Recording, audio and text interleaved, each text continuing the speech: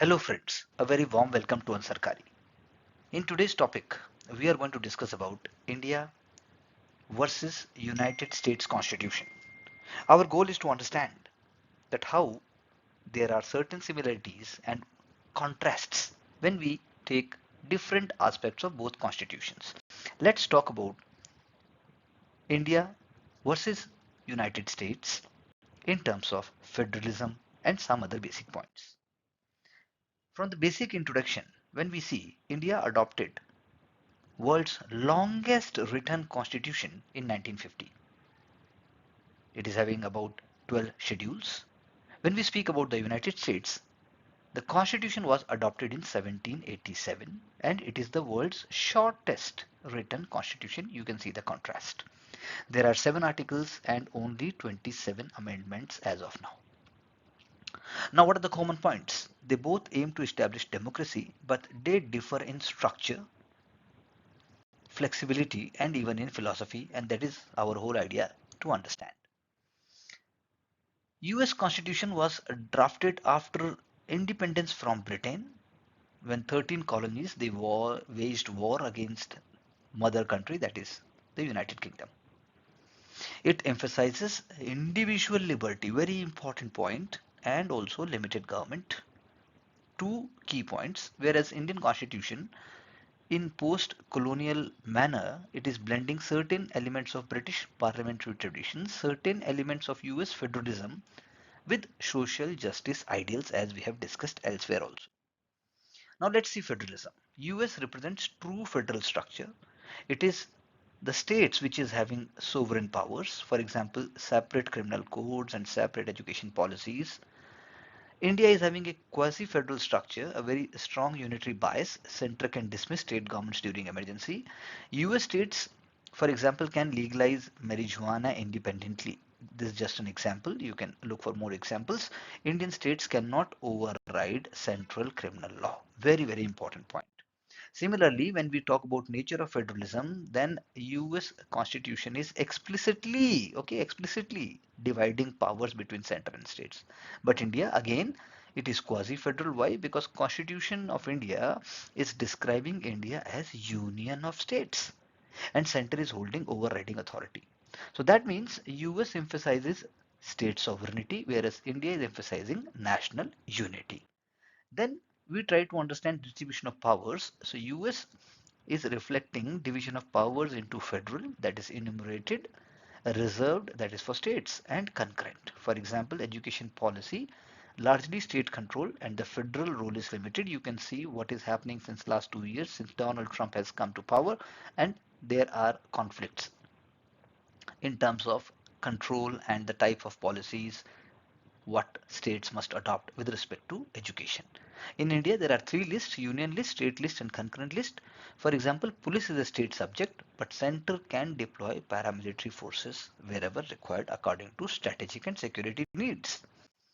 Similarly, supremacy of the constitution, when we see in US, constitution is supreme, both federal and state law must conform, very important, whereas in India constitution is supreme but center can override state laws in concurrent list. So center's GST law, it is replacing multiple state tax laws, that is what is there. And when we see role of judiciary with respect to federalism, we will discuss judiciary separately also. US Supreme Court is actually reflecting upon ideas that it will be acting as umpire in federal disputes and state can challenge federal laws, whereas in case of India, Supreme Court is also a kind of arbiter, but center's dominance is often upheld. There is a tilt or a bias, you can say. For example, US Supreme Court held state rights in Prince versus United States case. Indian Supreme Court upheld center's GST framework. Now, when we speak about financial federalism, then US is reflecting that states are having independent taxation powers. You can see the type of ideas reflected by the US Constitution: income tax, sale tax, and so forth. In India, center is controlling major taxes. Center depends upon Finance Commission for allocations. As we know, we have been reading, and we also speak about how South Indian states, they are actually little worried that they will be losing certain kind of dominance, certain kind of share because of their certain policies and also demography. California levies its own income tax. Indian states rely on GST revenue sharing. There was compensation cess which was there so as to compensate states in case of GST for Indian states. When we see emergency powers, so no explicit constitutional emergency provisions are there. Power is exercised through executive orders. In India, center can impose president's rule under Article 356, for example, what was happening in Manipur recently, and it suspends states' autonomy. Example, if we see another way, then US handles COVID-19 with federal guidelines, but states decided lockdown rules. India imposed nationwide lockdown centrally. So these are certain kind of ideas which were not directly related with the emergency, but they definitely help us. Citizenship, India is having single citizenship, only Indian and not of individual states. US is having dual citizenship, federal plus state. A Texan is both a US citizen and a Texas citizen, and Indian from Tamil Nadu is only an Indian citizen. Just an example. When we see flexibility, then in United States, states can experiment with laws. As I gave you example of marijuana legalization or same-sex marriage before federal recognition. But in India, such experiments are very limited.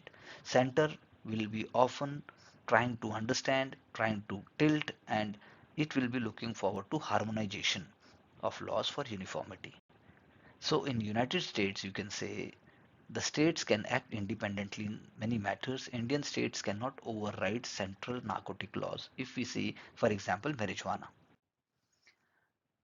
In US, there is a clear separation of powers. Executive, that is president, legislature, and even judiciary, that is Supreme Court. We will be discussing certain elements in detail in other parts of the India versus United States Constitution. India, parliamentary system is there, executive, that is Prime Minister and Council of Ministers, it is part of legislature. And even when we say parliament, then you have the coming up of certain elements which are not reflected in the US. So US president cannot be a member of Congress. Indian Prime Minister must be a member of parliament. In terms of fundamental rights, US Bill of Rights 1791, strong emphasis on individual freedoms, for example, speech and arms, gun culture, that is what is there, and even in case of religion. Indian Constitution, fundamental rights are balanced with reasonable restrictions, hate speech. So there is nothing called hate speech in context of the US, but in India it is there. So hate speech is protected in the US under free speech, whereas it is restricted in India under IPC and also IT Act. When we say directive principle versus duties, then in India, directive principle of state policy, it is guiding social economic justice, and fundamental duties were added later, as we have discussed previously. Also, in US, there are no fundamental duties or DPSP, and citizens' responsibility is there, and the state laws are there. In India, DPSP inspired many welfare schemes like MG Narega in the past, which the name have been changed now, and the US welfare depends upon state and federal legislation. So what we have discussed are common but very basic and important ideas reflected when we compare India and the US Constitution, and we will see in the next few episodes what more insightful and enriched discussion we can have. Thank you very much for learning, taking guidance, and getting success with UnSarkari.